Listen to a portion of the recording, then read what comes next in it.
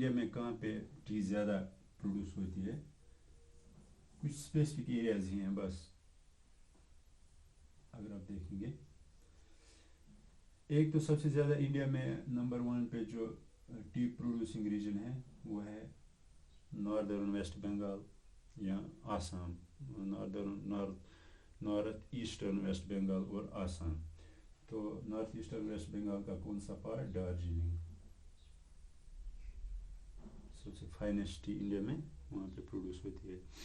تو دارجلنگ اور آسام اس ایریا میں یہ ٹاپ پروڈیوسر آف ٹی ہے ان انڈیا، یہ ایریا.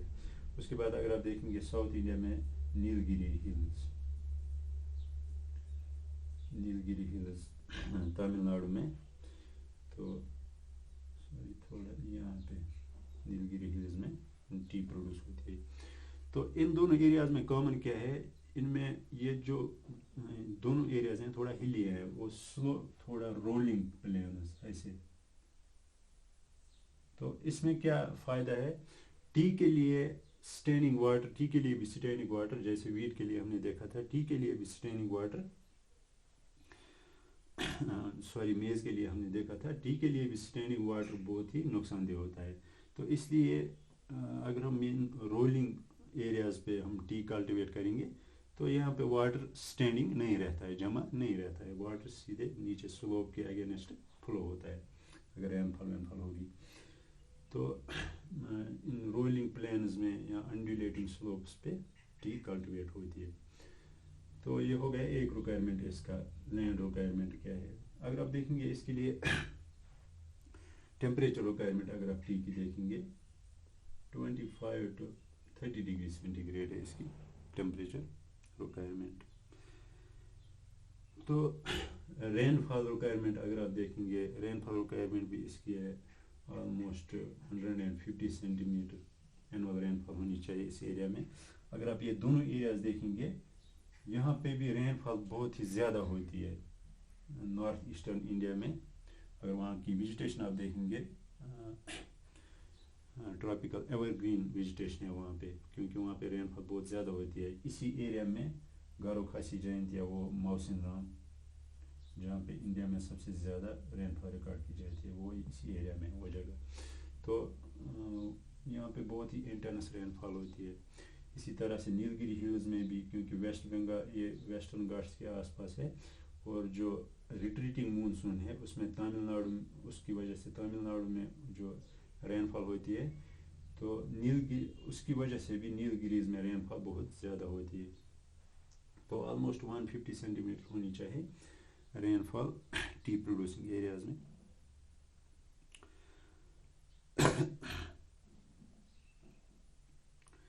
اگر آپ دیکھیں گے کچھ فیوریبل ایلیمنٹس ٹی کے بارے میں، تو رین تو پتہ ہی ہے، رین فال بہت زیادہ ہونی چاہیے. اگر آپ دیکھیں گے ڈیو،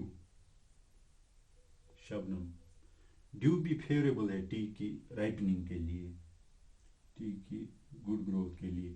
ڈیو یا ہے، فراسٹ ہے،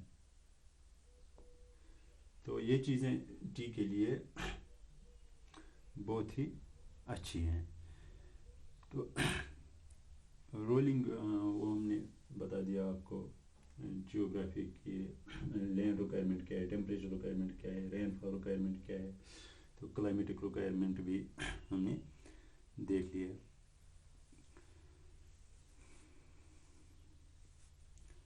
تو باقی ہم نے وہ ڈسٹریبیوشن بھی دیکھ لی اس کی. تو یہ پورے ورلڈ میں سب سے زیادہ مور دین 50% جو لوگ ہیں وہ ٹی کنزیوم کرتے ہیں. سب سے زیادہ یوزڈ بیوریج ہے یہ پورے ورلڈ میں. تو پہلے وہ پتہ ہی آپ کو اس کی کچھ ہسٹری، چائنا میں پہلے ڈسکور کی گئی تھی ٹی پلانٹس وائلڈ میں، پھر اس کو کلٹیویٹ کیا گیا. تو یہ ہو گیا ٹی. اس کے بعد ہم آئیں گے لاسٹ، ہم کمرشل کراپ ایک تو دیکھیں گے.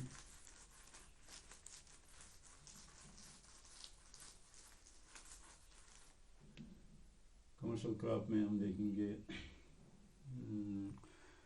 شوگر کین ہم لیں گے پہلے. کیونکہ انڈیا میں امپورٹنٹ ہے شوگر کین. دیکھیے شوگر جو ہے جو ہم گھر میں یوز کرتے ہیں 2 سورسز سے آتا ہے. یا تو شوگر کین سے آتا ہے یا بیٹ روٹ سے آتا ہے. بیٹ روٹ سے آتا ہے. بیٹ روٹ پوٹیٹو جو ہے آلو کی طرح گراؤنڈ کے انڈر گراؤنڈ کے نیچے گرو ہوتا ہے. وہ ایک پوٹیٹو کی طرح گرو ہوتا ہے انڈر گراؤنڈ. تو اس کو نکال کے پھر اس کو گرائنڈ وائنڈ کر کے اس میں سے شوگر نکالا جاتا ہے. لیکن بیٹ روٹ انڈیا میں کلٹیویٹ نہیں ہوتا ہے. یہاں پہ شوگر کین کلٹیویٹ ہوتا ہے. سورس آف شوگر کین ہے. یہ کہاں پہ کلٹیویٹ ہوتا ہے؟ یہ کولڈ کلائمیٹس میں کلٹیویٹ ہوتا ہے. یورپ میں کلٹیویٹ ہوتا ہے. ناردرن یو ایس میں کلٹیویٹ ہوتا ہے بیٹ روٹ. تو شوگر کین انڈیا میں کلٹیویٹ اس لیے ہوتا ہے کیونکہ یہاں پہ کلائمیٹ ہاٹ ہے ریلیٹیولی. یہاں پہ بیٹ روٹ اتنا سکسیسفل نہیں ہوگا. تو یہ ہم شوگر کین کے بارے میں پڑھیں گے. رائس کی طرح ہم نے بولا پہلے ہی شوگر کین بھی ایک واٹر انٹینسو کراپ ہے. شوگر کین بھی ایک واٹر انٹینسو کراپ ہے. شوگر کین کا اگر آپ دیکھیں گے یہ ایک پیرینیل کراپ ہے, اینول کراپ ہے, 1 سال میں گرو ہوتی ہے. لیکن اگر آپ جب ہم ہارویسٹ کرتے ہیں شوگر کین تو جو کچھ اس کا وہ سسٹم نیچے بچتا ہے, تو کچھ اس کا پارٹ اگر یہاں پہ ایک گراؤنڈ ہے, یہاں پہ شوگر کین ایک یہ ہے, تو اگر ہم یہ کلٹیویٹ کرتے ہیں یہاں پہ ہارویسٹ کرتے ہیں, یہاں پہ کٹ کرتے ہیں, تو یہ والا ہم پارٹ پھر اس میں سے شوگر نکالتے ہیں. لیکن یہ والا جو پارٹ بچتا ہے اس سے دوسرے سال پھر سے شوگر کین ایک پلانٹ گرو ہوگا. لیکن اس میں کیا پرابلم ہے؟ اس میں پرابلم یہ ہے کہ اگلے سال اتنی ییلڈ نہیں آئے گی جتنی اس سال آئی تھی پہلے سال اس میں سے. تو اس کے دوسرے سال بھی اسی جو یہ بچا ہے یہاں پہ اسی سسٹم سے شوگر کین پلانٹ گرو ہو سکتا ہے. لیکن فردر اس کی ییلڈ, اس کی پروڈکٹیوٹی کم ہو جائے گی. تو اس لیے کیا کرتے ہیں, اس لیے ہم ہر کسی سال کیا کرتے ہیں, ایوری ایئر ہم نئے یہ سو کرتے ہیں, نئے سیپلنگ سو کرتے ہیں شوگر کین کے کٹنگس. تو یہ سٹم کٹنگ سے گرو ہوتا ہے. تو یہ ہو گئے اس کا, یہ پیرینیل ہے. اگر آپ دیکھیں گے شوگر کین کا ٹیمپریچر ریکوائرمنٹ بہت زیادہ ہے. اس کا ٹیمپریچر ریکوائرمنٹ 25 ڈگری سے زیادہ ہونا چاہیے. اس سے کم ٹیمپریچر ہوگا تو شوگر کین کراپ فیلئر ہو جائے گا. اس کا اگر آپ دیکھیں گے water requirement almost greater than 100 and 120 یا گریٹر دین 120 سینٹی میٹر اس کی واٹر ریکوائرمنٹ ہے. تو اس کے لیے شوگر کین ایک ٹراپیکل کراپ ہے, لیکن اس کے لیے کیا ہے, اس کے لیے ونٹرز جو ہیں, کولڈ ونٹرز اس کے لیے نقصان دہ ہوتے ہیں. اگر جن ایریاز میں ہم شوگر کین کلٹیویٹ کرتے ہیں, اگر وہاں پہ ونٹرز کولڈ ہوں گے تو کراپ کو ڈیمیج ہو جائے گا. اس کولڈ سے شوگر کین کراپ کو ڈیمیج ہوتا ہے. تو جہاں پہ جن ایریاز میں سیزنلٹی زیادہ ہے یا ونٹرز بہت پروننسڈ ہوتے ہیں, وہاں پہ شوگر کین کی کلٹیویشن آئیڈیل نہیں ہے. تو یہ ہو گیا شوگر کین. اگر آپ دیکھیں گے لیڈنگ پروڈیوسرز انڈیا میں 2 ریجنز ہیں, major producing regions of sugar cane. ایک تو ہے یہ ریجن پنجاب ٹو بہار, دوسرا ہے یہ مہاراشٹر ٹو تامل ناڈو, یہ والا stretch along the eastern slopes of western Ghats. تو لیکن سب سے زیادہ شوگر کین کا ییلڈ جو ہے اس ایریا سے آتا ہے. اس ایریا سے اتنا ییلڈ نہیں آتا ہے. یہاں پہ اتنا ییلڈ کیوں آتا ہے؟ کیونکہ یہاں پہ ایک تو بلیک سوائل فیور کرتی ہے اس کو, دوسرا یہاں پہ جو ٹیمپریچر ہے سیزنلٹی بہت کم ہے.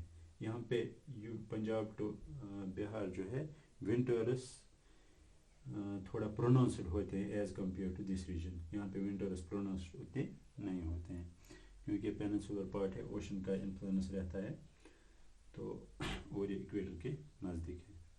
तो ये हो गया शुगर केन। शुगर केन के बाद अगर आप देखेंगे कॉटन भी एक कमर्शियल क्रॉप है।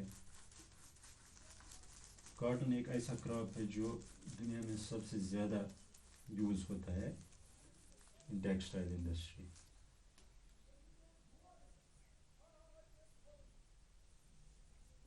कॉटन फाइबर क्रॉप है एक, इससे हमें फाइबर निकलता है। तो वो सबसे ज़्यादा कौन इंडस्ट्री यूज़ करती है? टेक्सटाइल इंडस्ट्री, जो कपड़े वपड़े बनाते हैं। तो अगर आप देखेंगे और कौन सा फाइबर क्रॉप है, और फाइबर क्रॉप और एक है जूट, जिसको हम गोल्डन फाइबर भी बोलते हैं। लेकिन जूट से हम ज़्यादातर वो गनी बैग्स, रोप्स ही बनाते हैं। कॉटन हमें ज़रूरत आता है किसमें? टेक्सटाइल इंडस्ट्री में ज़्यादा, क्योंकि ये लाइट वेट होता है, तो पोरस होता है। तो जो ट्रॉपिकल एरियाज, ये ट्रॉपिकल क्रॉप ही है, मेनली ट्रॉपिकल क्रॉप है। जो ट्रॉपिकल एरियाज में बहुत ज़्यादा जो गर्मी होती है, उसको सहने के लिए जो क्लोथ्स हैं कॉटन से बनाए जाते हैं, वही ये लोग पहनते हैं। तो इसमें से एरिएशन, वो हवा का जो एरिएशन है वो बहुत अच्छी तरह से होता है, तो गर्मी महसूस नहीं होती है उतनी जितनी वुल में होगी या और किसी फाइबर में होगी। तो ट्रॉपिकल क्रॉप है, ज़्यादातर टेक्सटाइल इंडस्ट्री में यूज़ होता है। तो इसके लिए एक स्पेसिफिक रिक्वायरमेंट होती है कि 200 to 210 डेज ये इसका ग्रोइंग सीज़न, कॉटन का ग्रोइंग सीज़न बहुत ही लंबा रहता है। तो उसमें से 200 से 210 दिन तक फ्रॉस्ट नहीं होनी चाहिए, फ्रॉस्ट फ्री होना चाहिए ये एरिया जहाँ पे कॉटन कल्टीवेट है। फ्रॉस्ट वो पता है आपको, जो शबनम किसी इस पे पड़ती है, किसी सरफेस पे पड़ती है, उसको बोलते हैं फ्रॉस्ट। तो वो मैंने पढ़ाया भी है, शायद आपको फ्रॉस्ट और ड्यू, फ्रॉस्ट उनमें क्या फ़र्क है। तो ड्यू सस्पेंड रहती है एयर में, लेकिन फ्रॉस्ट सेटल होती है। जब फ्रॉस्ट किसी कोल्ड सरफेस पे जब कंडेंस होता है मॉइस्चर, तो उसको फ्रॉस्ट बोलते हैं। तो फ्रॉस्ट फ्री होनी चाहिए 200 to 210 डेज कॉटन की राइपनिंग के लिए, कॉटन की प्रॉपर ग्रोथ के लिए। अगर इन 7 महीनों में फ्रॉस्ट कभी भी आया, तो फ्रॉस्ट का इंसिडेंस कभी भी हुआ, तो कॉटन क्रॉप डैमेज हो जाएगी, तो वो राइप नहीं हो जाएगी अच्छी तरह से, वो कॉटन बॉल्स डैमेज होते हैं इससे। तो टेम्परेचर, इसका टेम्परेचर रिक्वायरमेंट है ग्रेटर देन 20 डिग्री सेंटीग्रेड। लेकिन अगर ग्रेटर देन 32 डिग्री सेंटीग्रेड या 33 डिग्री सेंटीग्रेड से ऊपर जाएगा टेम्परेचर, तो कॉटन की प्रोडक्टिविटी बहुत ज़्यादा इंक्रीज़ हो जाती है, ऑलमोस्ट 3 टाइम्स इंक्रीज़ हो जाती है। तो higher the temperature, higher the productivity of cotton fibre. तो ये हो गया इसका। तो रेनफॉल उतनी ज़्यादा ज़रूरत नहीं होती है, 50 सेंटीमीटर सफिशेंट होती है एनुअल रेनफॉल। लेकिन अगर किसी जगह इतनी रेनफॉल नहीं हुई, तो इरिगेट करके लैंड को इरिगेट करके, फील्ड को इरिगेट करके ऑलमोस्ट 50 सेंटीमीटर तक रेनफॉल देना चाहिए। तो स्टैंडिंग वाटर ज़्यादा नहीं रहना चाहिए फील्ड में। इसके भी क्लाउडी वेदर नहीं होना चाहिए। अगर क्लाउडी वेदर हुआ तो राइप नहीं होता है, कॉटन बॉल्स राइप नहीं होती है।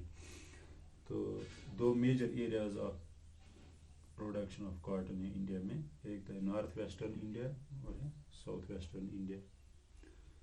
तो यहाँ पे जो कॉटन प्रोड्यूस होता है, उन फील्ड्स को इरिगेट किया जाता है, यहाँ पे नेचुरल रेनफॉल होता है। तो ये हो गया कॉटन के बारे में। तो जूट भी ऐसे ही है। जूट अगर इंडिया में देखेंगे अब, जूट कहाँ पे प्रोड्यूस होता है, ये गंगा यहाँ से आता है, यहाँ से ब्रह्मपुत्र आता है। तो गंगा और ब्रह्मपुत्र के यहाँ बांग्लादेश के नज़दीक जूट का वर्ल्ड में जो टोटल जूट प्रोड्यूस होता है, उसका सबसे ज़्यादा प्रोड्यूसर बांग्लादेशी है।